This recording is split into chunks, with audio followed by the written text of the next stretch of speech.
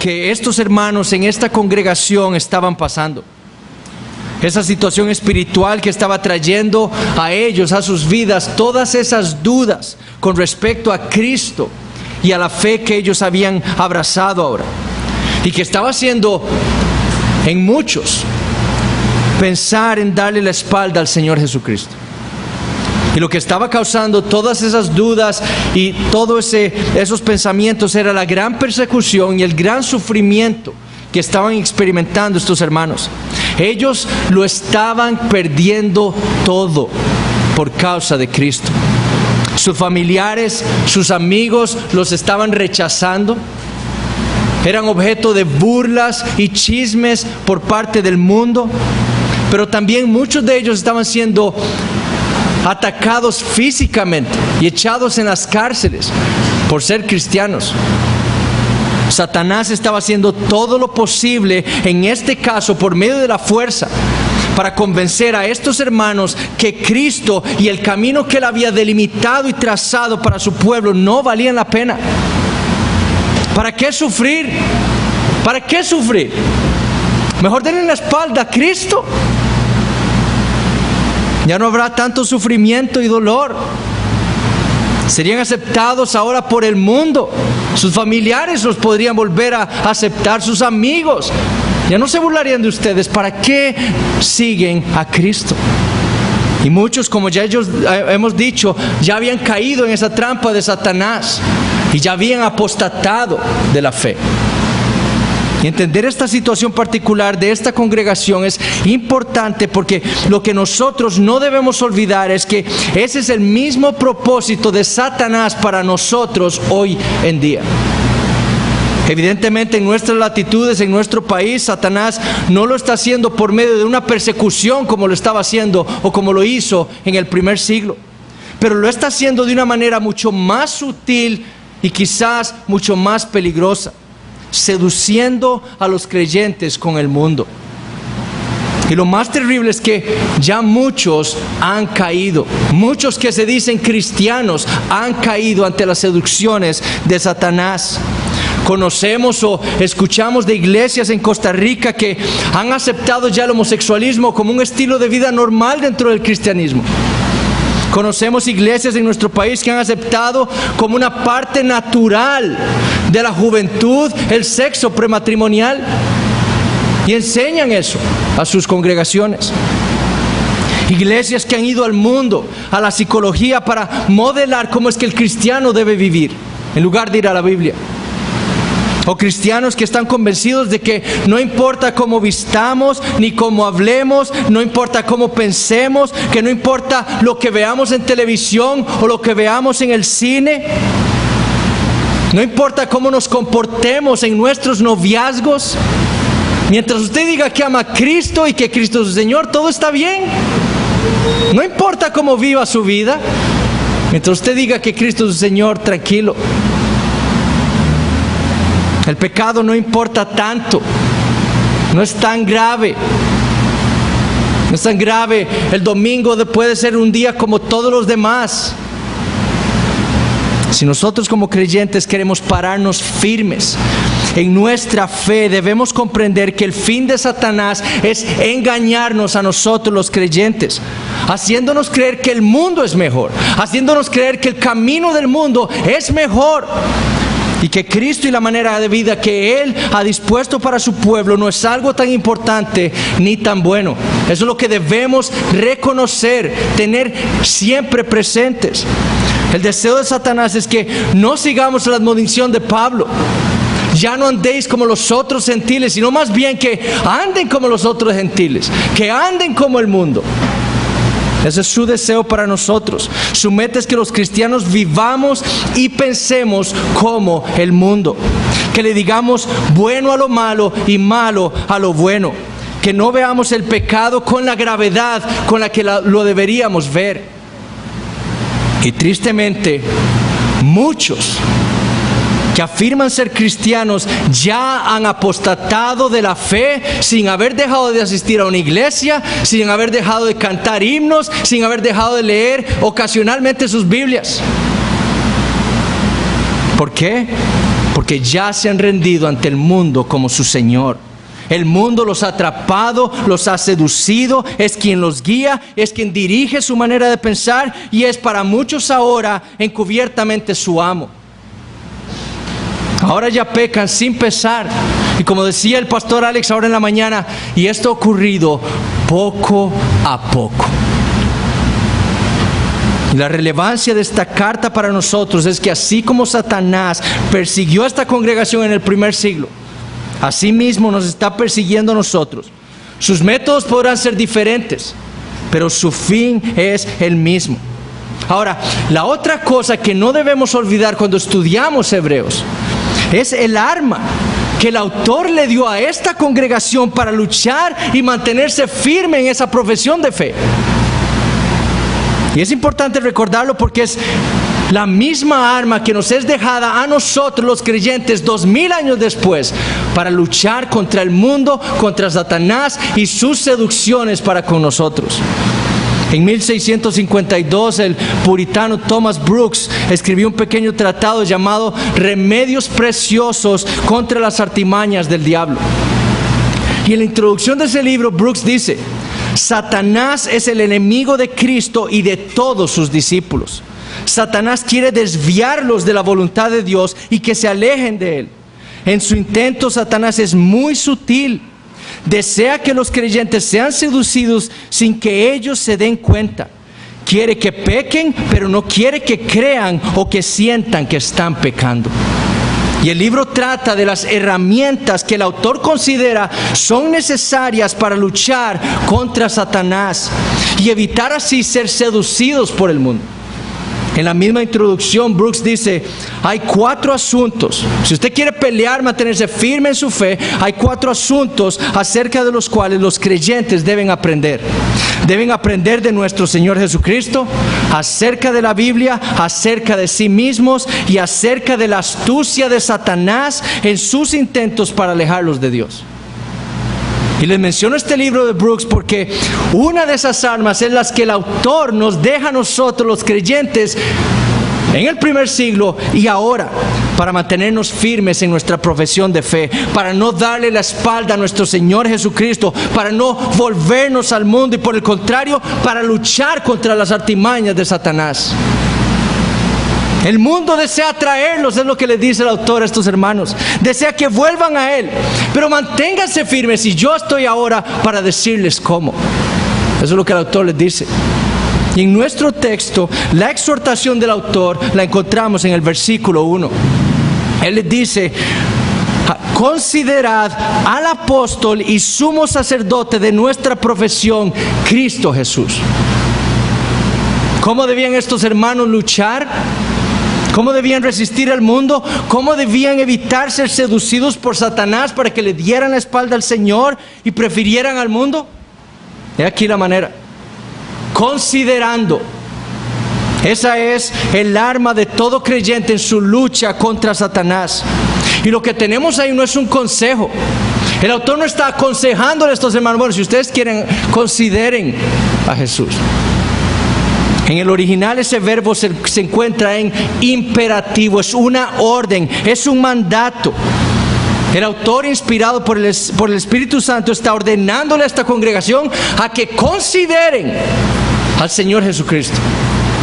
Y ese término implica una consideración cuidadosa, implica fijar nuestra atención cuidadosamente, atentamente sobre algo.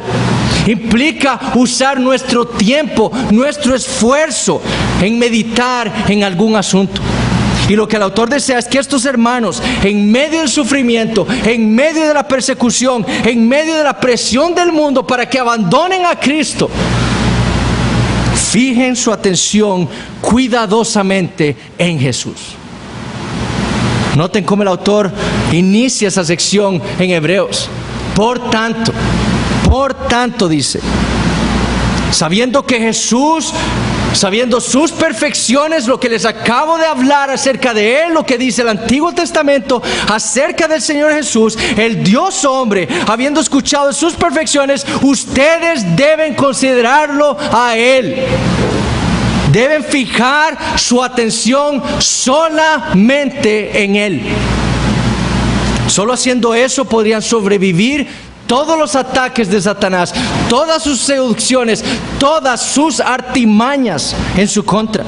Solo así podrían ustedes perseverar en su fe hasta el final en medio de un mundo malo. Solo así podrían ustedes, considerando al Señor Jesucristo, podrían ustedes andar su vida cristiana. Ahora el autor no los deja ahí. No les dice, bueno, ustedes quieren resistir al mundo, consideren al Señor Jesucristo. ¿Cómo se hace? Bueno, el autor provee 3 cosas que todo cristiano debe considerar acerca del Señor Jesucristo si quiere resistir los ataques y seducciones de Satanás. Y esas 3 consideraciones eran los 3 puntos del sermón. Cada uno de esos 3 puntos tendrá 3 subpuntos para aquellos que acostumbran tomar notas del sermón. 3 puntos, cada uno con 3 subpuntos. Todo cristiano entonces, en su lucha contra el mundo, en su lucha por permanecer fiel, debe primero considerar atentamente lo que Jesús hizo por nosotros. Versículo 1. Por tanto, hermanos santos, participantes del llamamiento celestial. Solo pensemos en eso. Pensemos en cómo esta congregación en Roma, en el primer siglo, recibió esas palabras. Hermanos santos. Ellos estaban sufriendo y el autor les dice, hermanos santos. Su deseo es proveerle las armas a esta congregación para luchar en medio de un mundo malo que deseaba su apostasía, que buscaba que rechazaran a Cristo. Y la primera arma que les brinda es una de las que habla Thomas Brooks en su libro. Aprender acerca de sí mismos, lo que somos ahora en Cristo, lo que somos ahora por lo que Cristo hizo por nosotros en el pasado. Consideren eso, aprendan acerca de quiénes son ustedes hoy por Cristo. El deseo del autor es que en medio de todo lo que estaba sucediendo en las vidas de estas personas, ellos consideraran lo que Jesús había hecho por ellos. ¿Y qué es lo que les recuerda el autor? ¿Qué hizo Cristo por ellos? Primero, Jesús nos ha hecho parte de la familia de Dios. Noten cómo les llama, hermanos. La realidad es que ellos, habiendo creído en el Señor Jesucristo, habían sido hechos parte de la familia de Dios. No solo eran entre ellos hermanos, sino que tenían a Cristo como su hermano mayor, como lo vemos en Hebreos 2, y tenían entonces a Dios como su Padre. Lo que quiere enfatizar el autor y lo que desea que estos creyentes del primer siglo y nosotros hoy en día entendamos o consideremos es la realidad de lo que Cristo logró por nosotros en la cruz del Calvario. Cristo vino al mundo, se encarnó, tomó forma de siervo con el fin de morir en la cruz del Calvario para reconciliar a su pueblo con Dios y lograr nuestra adopción como hijos delante de Dios. Antes éramos esclavos del mundo, antes éramos enemigos de Dios, pero ahora por la obra de Cristo hemos sido adoptados. Ya no enemigos, ahora hijos del gran Dios de los cielos. Eso es lo que afirmó el mismo apóstol Pablo a los Gálatas. Así también nosotros, les dijo, cuando éramos niños, estábamos en esclavitud bajo los rudimentos del mundo. Pero cuando vino el cumplimiento del tiempo, Dios envió a su Hijo, nacido de mujer, nacido bajo la ley, para que redimiese a los que estaban bajo la ley, a fin de que recibiésemos la adopción de hijos. Y por cuanto sois hijos, Dios envió a vuestros corazones el Espíritu de su Hijo, el cual clama, Abba, Padre. Así que ya no eres esclavo, ya no eres esclavo del mundo, sino hijo. Y si hijo, también heredero de Dios por medio de Cristo. Consideren eso, consideremos eso cuando Satanás quiere que volvamos al mundo, que caigamos en mundanalidad. Solo pensemos en esa verdad. Estos creyentes lo estaban perdiendo todo. Sus familias los habían rechazado por ser ahora cristianos. Sus amigos también. Sus padres, sus madres no querían nada con ellos. Sus hermanos tampoco. Qué consuelo era saber que Cristo era su hermano, que Dios era su Padre y que ni Cristo ni el Padre los iba a rechazar jamás. Consideren esa verdad. Consideren lo que Dios, lo que Cristo hizo por nosotros. Además, siendo hijos de Dios y hermanos de Cristo, dice Pablo, heredarían el universo. Le robaron su casa. No puede tener un carro, no puede tener una casa propia. Esta vida se va a acabar, pero usted en Cristo va a heredar el universo. ¿Qué esperanza para estas personas que experimentaban al imperio romano entrar en su casa y robarles todo? ¿Qué esperanza? Lo he perdido todo, mi familia, mis posesiones, pero tengo a Cristo. ¿Qué importa si me rechazan por causa de mi Señor? Por causa de lo que Él hizo por mí. Vale la pena perderlo todo. Ese fue el sentimiento del apóstol Pablo. Por amor del cual lo he perdido todo y lo tengo por basura. Todo lo estimo por basura. ¿Por qué? Porque tengo a Cristo. ¿Qué otra cosa les recuerda el autor acerca de lo que Cristo hizo por ellos? Segundo su punto, Jesús nos ha apartado para Dios. De nuevo les dice, hermanos santos. La realidad, como vimos hace 2 semanas, es que Cristo vino al mundo con el fin de apartar a su pueblo, de separar a su pueblo del mundo para Dios. En su encarnación, el Señor Jesucristo nos santificó del mundo. La razón por la cual estos hermanos estaban siendo rechazados y perseguidos era una. Ellos pertenecían a Cristo ahora. Y si habían aborrecido a Cristo, dijo Cristo en Juan 15, los aborrecerían a ellos. Pero no solo los había santificado en un sentido posicional, en un sentido de haberlos separado del mundo, sino también, como vimos hace 2 semanas, los había santificado o los estaba santificando hoy mismo, en el presente, progresivamente, haciéndolos a cada uno de ellos más a la imagen suya. Eso es lo que está haciendo Cristo en nuestras vidas, en nosotros los creyentes, su pueblo.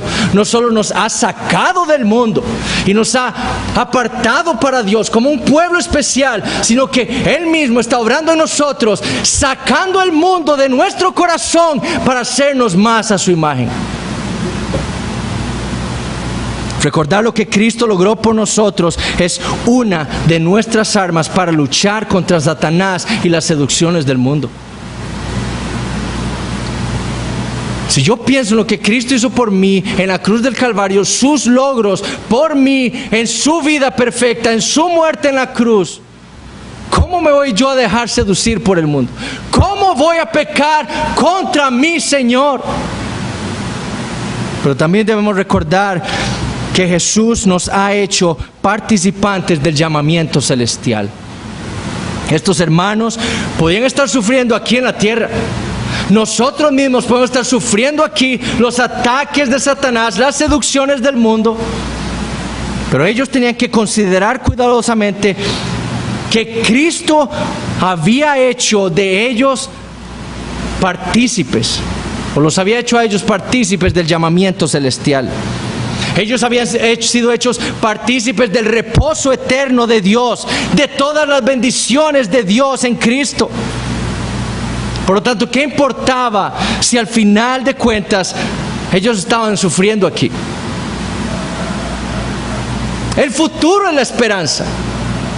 Somos peregrinos aquí, pero Cristo nos ha hecho participantes del llamamiento celestial.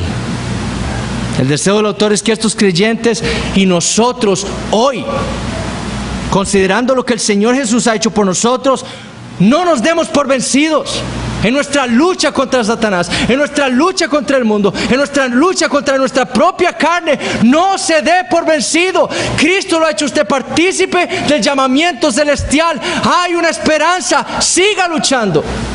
Como dijo Pablo en Filipenses 3:14, Prosigo a la meta, al premio del supremo llamamiento de Dios en Cristo Jesús. No me detengo, no me dejo caer, no me dejo derrotar. Lucho por Cristo, por lo que Él ha hecho por mí en la cruz del Calvario. Por lo que Cristo hizo, considerando lo que el Señor hizo por mí en la cruz del Calvario, me mantengo firme. Quiero mantenerme firme. Lucho por mantenerme firme contra el pecado y contra el mundo. Segundo, el otro punto que todo cristiano y que el autor nos dice a nosotros que debemos considerar acerca del Señor Jesucristo es a Jesús. Considerar a la persona de Jesús. Versículo 1. Por tanto, hermanos santos, participantes del llamamiento celestial, considerad al apóstol y sumo sacerdote de nuestra profesión, Cristo Jesús. La otra arma que nos muestra el autor y que nos recordó Thomas Brooks, aprender acerca del Señor Jesucristo para luchar contra las seducciones de Satanás, es aprender acerca de Él, de su persona. Es de Cristo, es a Cristo a quien debemos considerar, a Jesús. Nuestra versión, la Reina Valera 1960, es la que tenemos la gran mayoría aquí, lee así: Cristo Jesús. Los manuscritos más antiguos del griego nada más tienen el nombre Jesús. Inclusive los manuscritos más antiguos de esta epístola a los hebreos. Quizás entonces esa sea la lectura original. Y es por eso que la Biblia de las Américas y la Nueva Versión Internacional, que utilizan como base de sus traducciones esos textos en griego, los más antiguos, traducen este versículo así: considerad a Jesús, el apóstol y sumo sacerdote de nuestra fe. Nuestro deber para luchar, en nuestra lucha contra el mundo, es que nosotros debemos considerar, fijar cuidadosamente nuestras mentes sobre Jesús. Pero ¿qué debemos considerar del Señor? Primero, su humanidad. Su humanidad. Es por eso que es importante reconocer o saber de esa lectura antigua de ese nombre Jesús y no Cristo Jesús. Esta congregación tenía, como hemos visto, grandes problemas con la humanidad de Jesús. Es por eso que el autor afirma en el capítulo 1 y el capítulo 2, ¿quién es Jesús? Él es Dios. Dios humanado, Dios encarnado, pero Dios. Ese es Jesús. Y por eso usa a lo largo de la epístola ese nombre para Él. No es el Señor Jesucristo, no es Cristo, es Jesús en su mayoría. Lo vemos en Hebreos 2:9, aquí en el capítulo 3, Hebreos 4:14, Hebreos 6:20. Su fin es que ellos entiendan que el Cristo, el Señor, se había hecho carne en la persona de Jesús.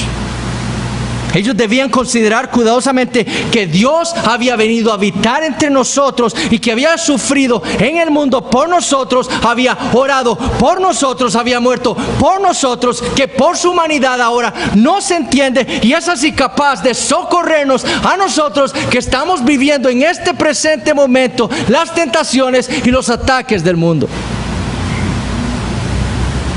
Ellos debían considerar que Dios se había hecho hombre con el fin de salvarnos a nosotros de nuestros pecados. ¿Cómo nosotros nos vamos a deslizar, usando las palabras del capítulo 2, de nuevo al mundo? ¿Cómo nos vamos a desviar de nuevo al mundo? ¿Cómo iban estos hermanos a darle la espalda ahora al Señor Jesucristo sabiendo lo que Él hizo por ellos?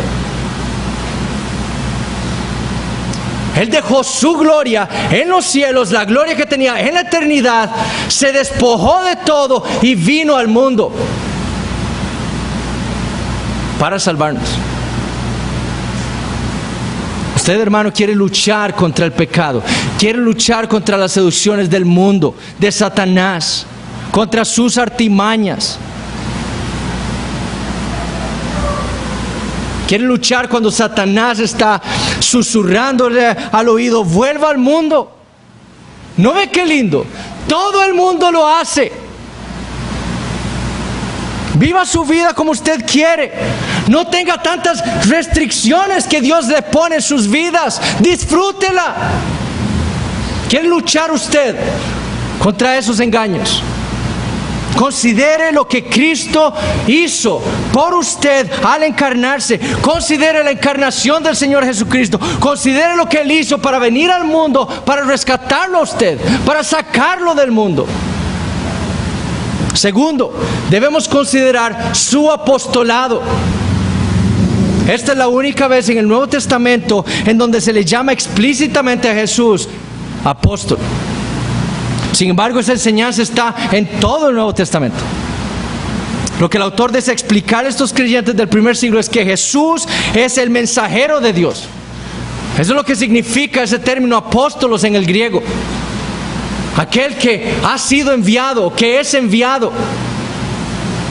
Él fue a quien Dios escogió para enviarlo a nosotros con un propósito muy específico: hacer su voluntad. Él vino para hacer la voluntad de Dios.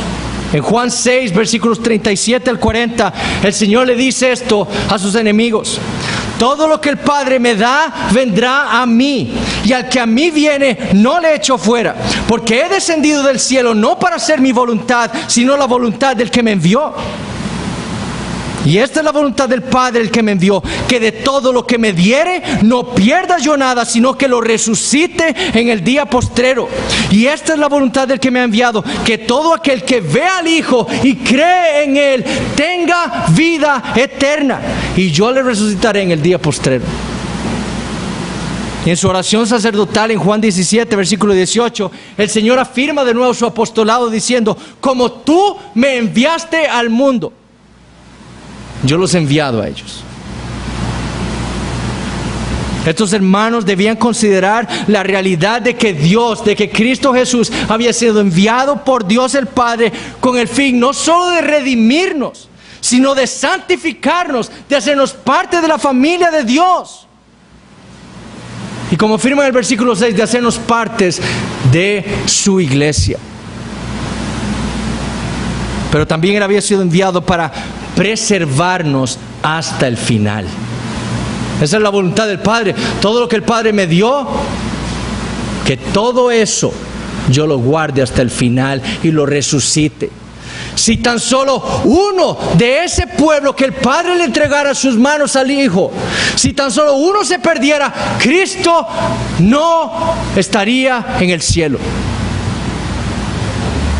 Pero Él demostró su perfección, demostró su deidad, demostró su obediencia al Padre, en que todo lo que el Padre le dio, todo lo redimió. Cristo nos preserva hasta el final y nos dará la vida eterna.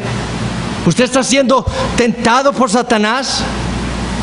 ¿Quiere saber cómo luchar? Piense cuidadosamente en lo que Cristo, como el apóstol de Dios, hizo por usted. No solo para ayudarlo en medio de esa tentación, porque como vimos, Él se hizo humano y experimentó todas las tentaciones que nosotros podemos experimentar, solo que a un nivel muchísimo mayor. Y Él es capaz de socorrernos a nosotros cuando somos tentados por el mundo. Pero también Él es poderoso para preservar a cada uno de nosotros hasta el final. Nada podrá arrebatarnos de su mano. Nada, ni nadie. Tercero, debemos considerar su supremo sacerdocio. La semana pasada vimos que el sumo sacerdote en Israel era aquel que servía como mediador entre Dios y los hombres. Como el apóstol de Dios, Cristo Jesús no solo representaba al Padre delante de los hombres, sino que como el sumo sacerdote representaba a los hombres delante de Dios. Y eso es precisamente lo que todo creyente en el primer siglo y nosotros ahora debemos considerar acerca de Jesús. Él es nuestro representante delante de un Dios infinitamente santo. Él es el representante mío, de Eduardo Flores, un pecador, delante de un Dios infinitamente santo. Él es quien media nuestra relación con Dios. Él es quien ha propiciado, quien ha aplacado, quien ha borrado la ira de Dios que estaba por sobre mí, por mis pecados. Él es quien me ha reconciliado con el Padre, quien nos ha llevado hasta Él. En Adán todos estamos separados de Dios, pero Cristo nos ha llevado de vuelta a la gloria del Padre. Y lo hizo porque, como afirmó el autor en Hebreos 2:17, Él es un sumo sacerdote misericordioso y fiel. ¿Cómo vamos a dejar que el mundo nos seduzca, que vayamos y hagamos lo mismo, que vivamos como el mundo? Si Cristo hizo esto por nosotros. Separarnos de este sumo sacerdote, volviendo al mundo, es separarnos de Dios. Sin Cristo como mediador, no hay posibilidad alguna para un hombre de tener una relación con Dios. Sin Cristo como sacerdote, no hay paz ni perdón de pecados.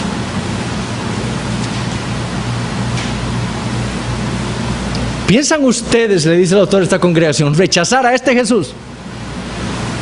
Volviendo al judaísmo, una religión que era aceptada por el mundo para que nadie los volviera a molestar.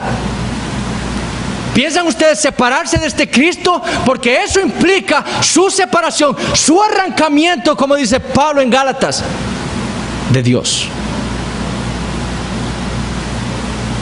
A este Jesús al que tanto ellos en el primer siglo como nosotros ahora confesamos, es de ese Jesús del que ustedes quieren separarse, volviendo al mundo. Tercero, si queremos luchar contra los ataques de Satanás y las seducciones del mundo, debemos considerar atentamente que Jesús es mejor que Moisés. Lo digo así el título de ese punto porque es lo que el autor está haciendo. Pero lo que nosotros debemos considerar atentamente es que Jesús es mejor que todo, como es el tema de esta epístola. Recordemos que el autor sabe que algunos de estos hermanos están pensando en volver al judaísmo, abandonar el cristianismo por el cual estaban sufriendo tanto. Y lo que hacen los versículos 2 al 6 intencionalmente es comparar a Jesús con Moisés, con el gran Moisés del antiguo pacto. Su meta es que ellos consideraran cuidadosamente la superioridad del Señor Jesús por sobre Moisés, que consideraran que el camino de Jesús es muchísimo mejor que el camino de la ley, al que ellos querían volver en el judaísmo. Y entonces que lograran entender la locura que sería dejarse llevar por el mundo, volviendo a una religión falsa, a una religión de obras, con el fin de estar en paz con el mundo. Porque por eso querían apostatar, por eso estaban pensando en hacerlo, por eso ya muchos habían apostatado, para estar en paz con el mundo, para vivir como el mundo, así ya nadie me tiene que decir nada, o radical, o fundamentalista, o lo que sea. Su meta entonces era que fijaran sus mentes en Cristo. Esa era la orden del autor. La orden que el Espíritu Santo nos da a nosotros ahora es fijar nuestras mentes en Cristo, para que ellos entendieran lo valioso que era sufrir y vivir para Él, para que ellos entendieran por qué debían ellos entonces tomar su cruz y seguirlo. ¿Qué debían considerar acerca de esa superioridad de Jesús sobre Moisés? Primero, que la fidelidad de Jesús es mejor que la de Moisés. La fidelidad de Jesús es mejor que la de Moisés. El autor sabe, como dijimos, la estima de estos hermanos que eran judíos. Estos eran judíos que se habían convertido al cristianismo. De ahí el nombre, a los hebreos. Ellos sabían, o el autor sabía la estima que le tenían estos hermanos a Moisés. Y nosotros como cristianos debemos estimar a estos grandes hombres de Dios. Pero estos hermanos eran judíos, y para ellos no había un líder más grande en Israel, en la historia de Israel. No había un profeta más grande que él en la historia de su nación. La semana pasada vimos por qué, con el pastor Eric. Desde su nacimiento Dios lo había protegido a Moisés de las garras de Satanás. Dios le había aparecido a él en medio de la zarza. Le había revelado a él su nombre. Fue a Moisés a quien Dios le dijo: yo me llamo así.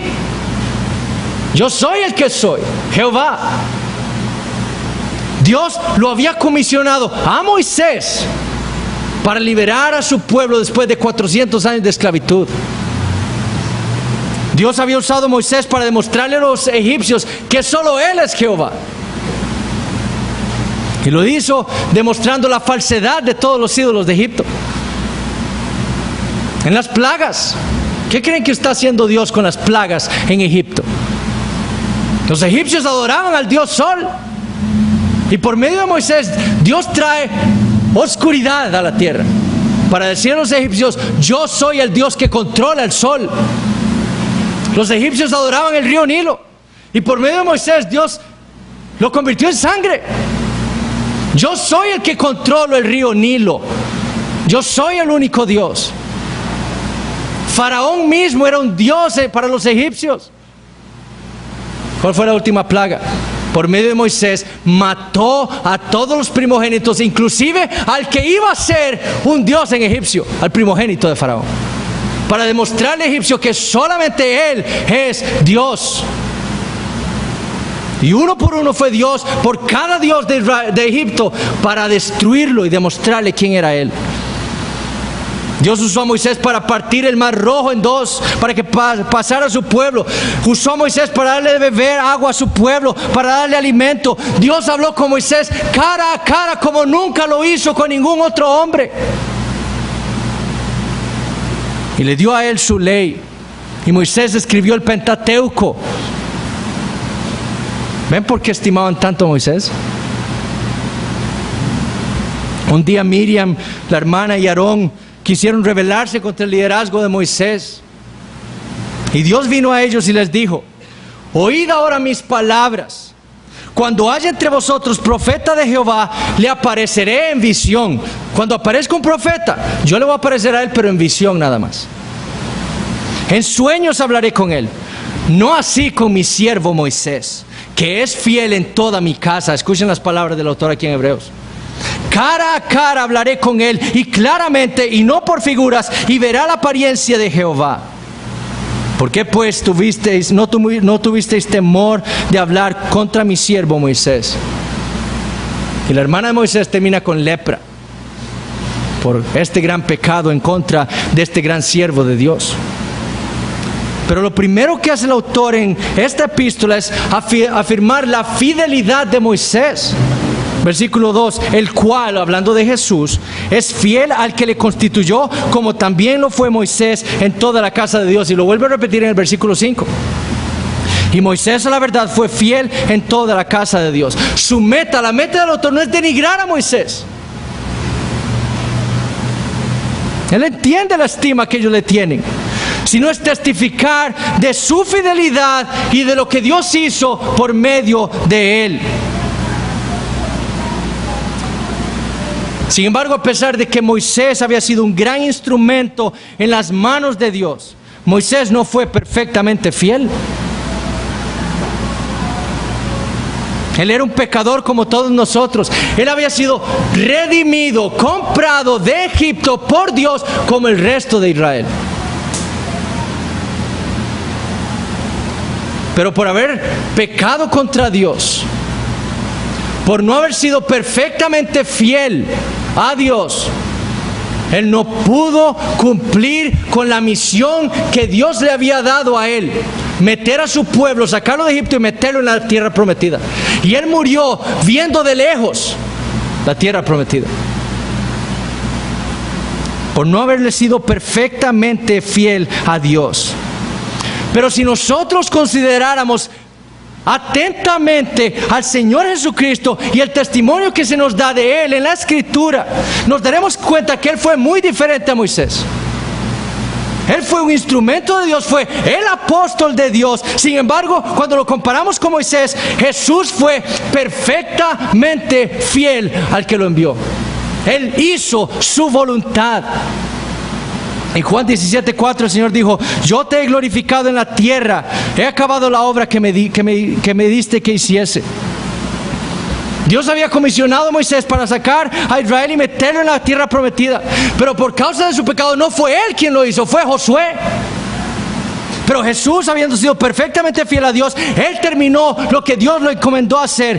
Él no necesitó de otro que terminara su obra, porque Él fue perfectamente fiel y rescató a su pueblo y le dio vida eterna. Nadie puede arrebatar a su pueblo de sus manos. Los que el Padre le dio serán los que Él va a glorificar. Considerando nosotros la fidelidad de Jesús para con Dios y lo que esto significa para nosotros los creyentes hoy en día, debemos luchar contra Satanás, contra el mundo, contra la mundanalidad, contra nuestro pecado. Conociendo la fidelidad de Dios, ¿voy a serle yo infiel al Señor? Eso es lo que debemos considerar.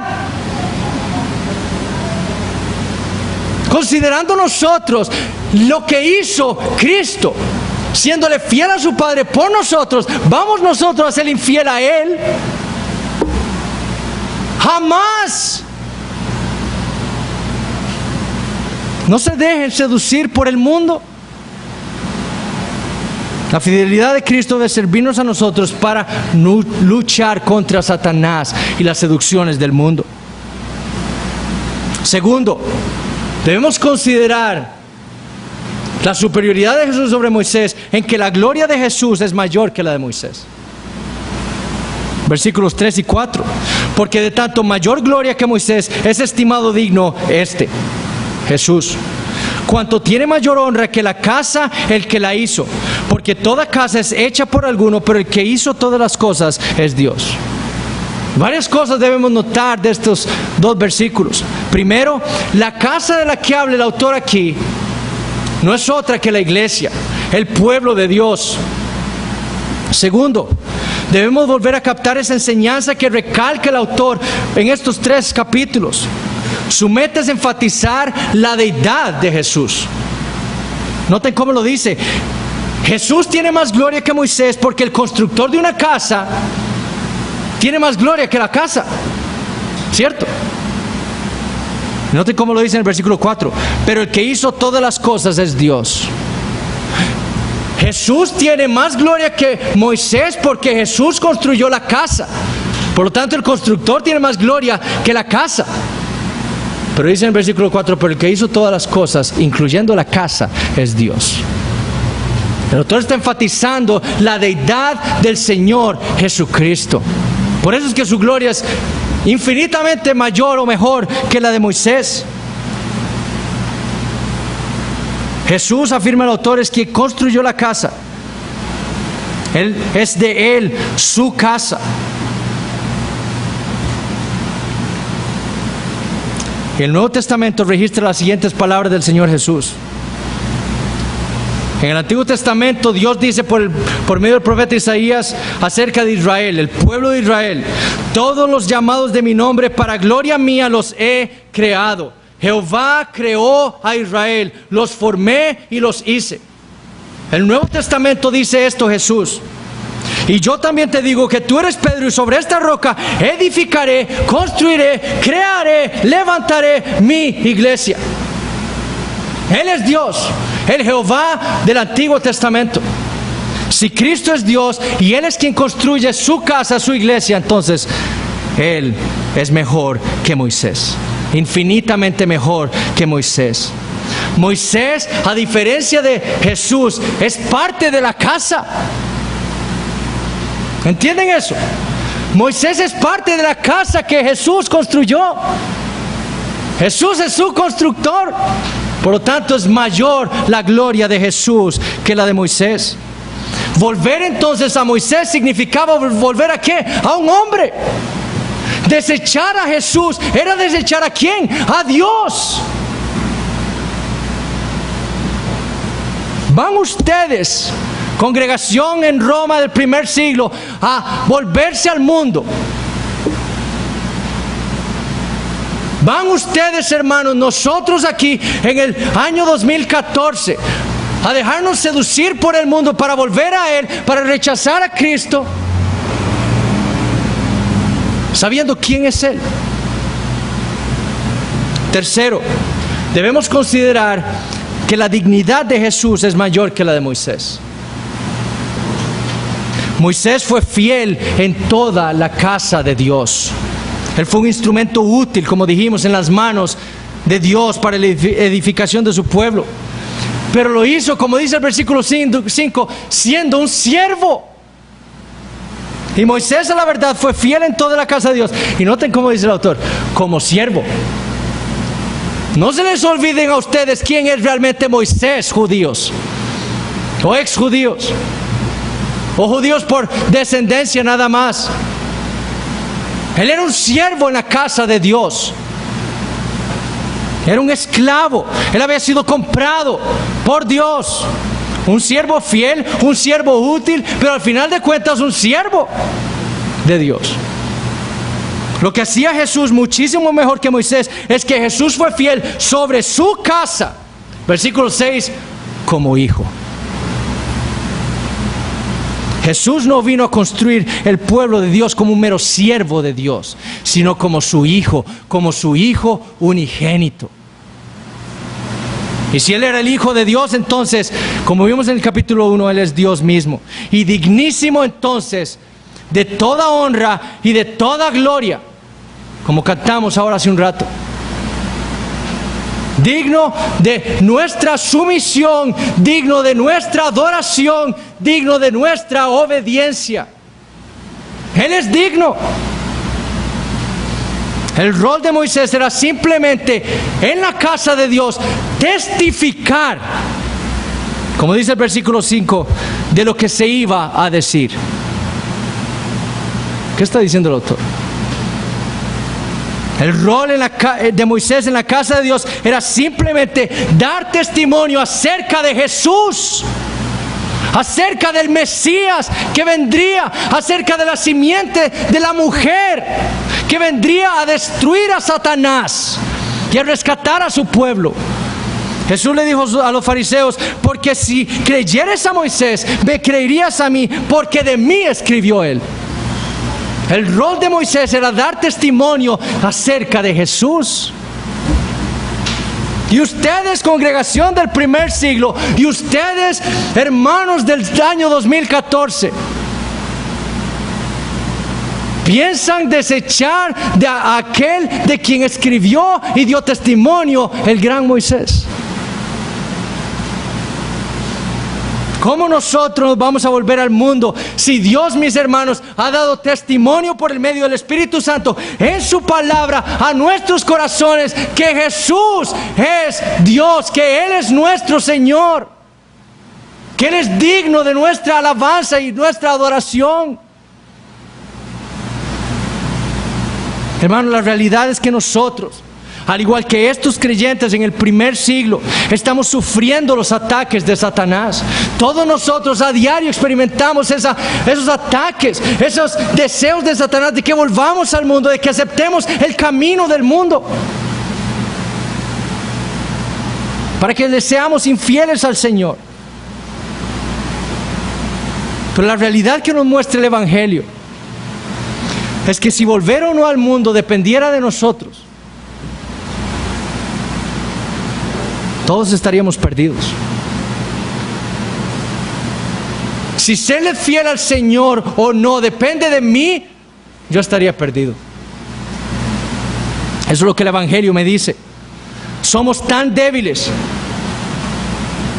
que si apartarme del mundo o separarme del mundo depende de mí, yo voy a volver al mundo así de rápido, si dependiera de mí. Pero el Evangelio nos confirma una y otra vez que mantenernos en esta profesión de fe, que mantenernos en el reino de Dios, que mantenernos en el cuerpo de Cristo, que mantenernos unidos a Cristo el Señor, no depende de nosotros, sino de aquel quien al final del versículo 6 nos dio la confianza, o nos dio la fe y nos dio nuestra esperanza, Cristo Jesús. Nuestra perseverancia en Cristo, alejados del mundo, apartados del mundo, no depende de nosotros, sino del Señor Jesucristo. Juan 10, mis ovejas oyen mi voz y yo las conozco y me siguen y yo les doy vida eterna y no perecerán jamás, ni nadie las arrebatará de mi mano. Mi Padre que me las dio es mayor que todos y nadie las puede arrebatar de la mano de mi Padre. Mi Padre y yo uno somos.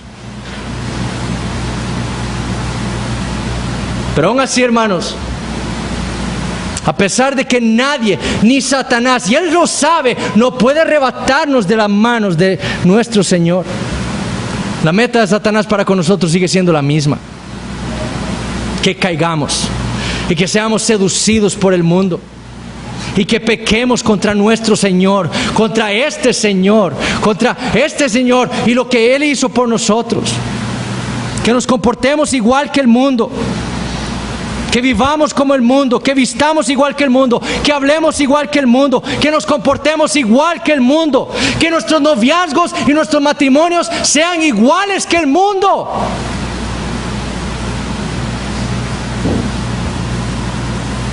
Que los días domingos sean igual que un lunes, que un martes, que un miércoles.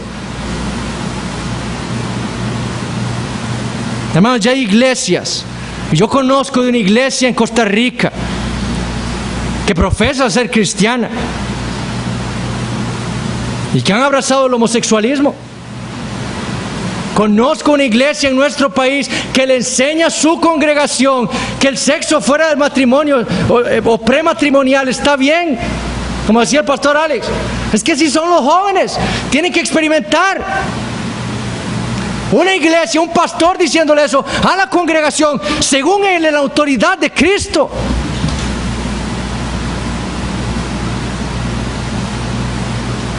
Ahora, ¿quiere saber si usted ya ha caído en la trampa? ¿Quiere saber si usted ya ha caído en la trampa de Satanás y ha sido seducido por el mundo?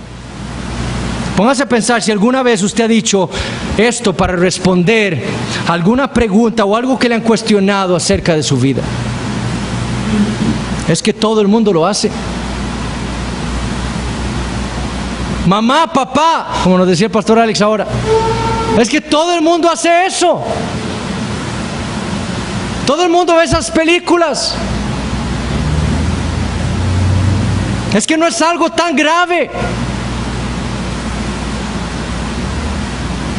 No ir al domingo a la iglesia no es tan grave. Estoy cansado, tengo un partido de fútbol, no importa. No es tan grave. Olvidando la pena que era en el Antiguo Testamento, que era violar el cuarto mandamiento. Para Dios, el día de reposo, violar el día de reposo no es algo liviano. Es que ahora es considerado normal esto que yo hago, o esto que quiero hacer. Si usted ha respondido así cuando alguien le cuestiona algún aspecto de su vida, su manera de vestir, su manera de hablar, su manera de comportarse, lo que usted ve en la tele o en el cine, me temo que usted ha caído en la trampa. Usted ya ha sido seducido por Satanás. Así pensaba yo cuando me hice un tatuaje hace 22 años. Es que eso lo hace todo el mundo, ya es normal.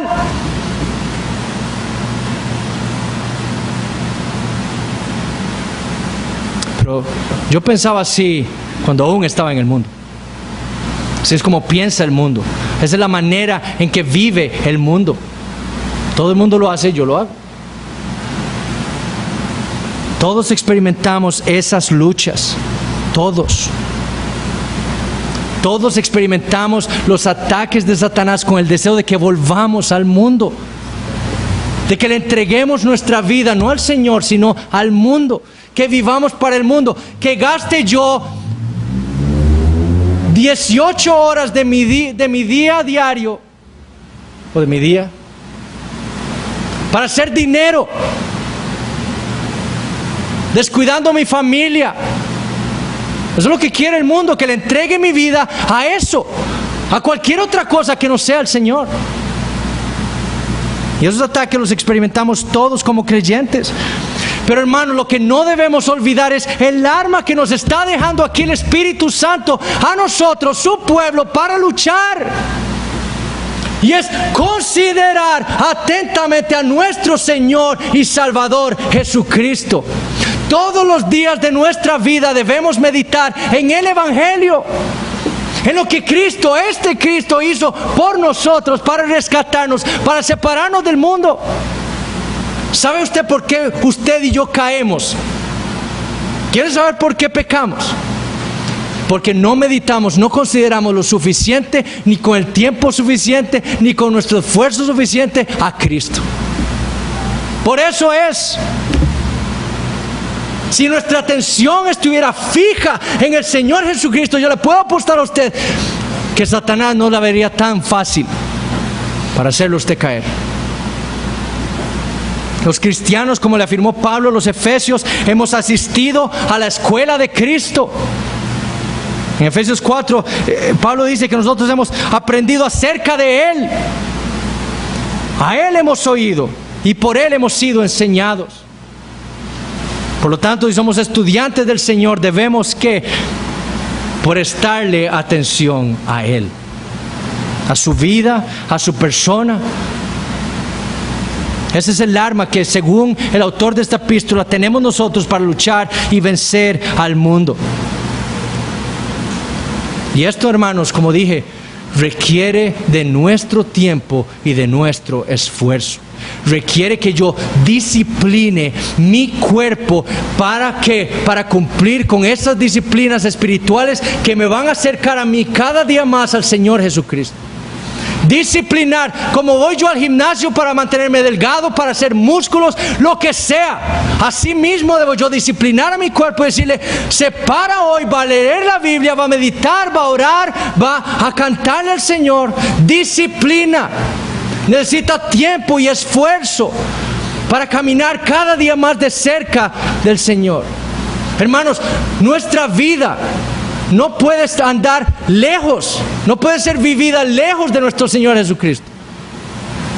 Entre más cerca andemos del Señor, más fuertes seremos. ¿Por qué? Porque nos nutrimos de Él. Toda la vida cristiana trata de estar aprendiendo de Cristo. Y estamos aprendiendo de Cristo entre más fuerte sea nuestra unión vital con Él. Ningún cristiano puede hablar de perseverancia en la fe sin tener una relación personal con el Señor Jesucristo.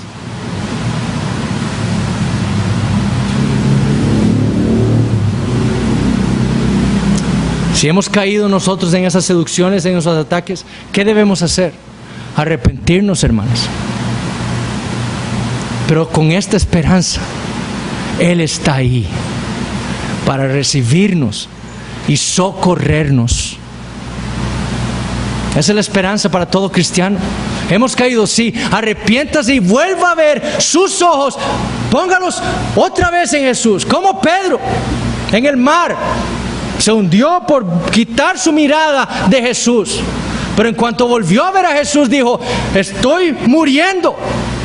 ¿Quién me va a salvar? Jesús, sálvame. Así mismo debemos hacer nosotros. Hemos caído, arrepiéntase y vuelva su mirada al Señor Jesucristo y clame a Él. Ahora, si usted esta mañana, esta tarde ahora se ha dado cuenta de que usted está aún en el mundo, de que usted no es un cristiano, de que usted vive como el mundo, que es dominado por el mundo, sepa que usted no está en Cristo. Pero hay esperanza para usted. Porque Cristo, la segunda persona de la Trinidad, vino al mundo para rescatar pecadores como usted y yo. Y Él es poderoso para salvarnos, para salvarlo a usted de cualquier pecado que usted tenga. De todos sus pecados lo salva Él. No hay un solo pecado que sea más poderoso que Él como para que Él no lo pueda usted rescatar. Pero vaya a Él, arrepiéntase y clame a Él por misericordia. Y Él promete estar ahí para salvarlo y darle vida eterna y separarlo del mundo. Oremos. Padre Santo, Señor, gracias por este texto que acabamos de leer. Gracias por mostrarnos en Él los preciosos tesoros que solamente podemos encontrar en nuestro Señor Jesucristo.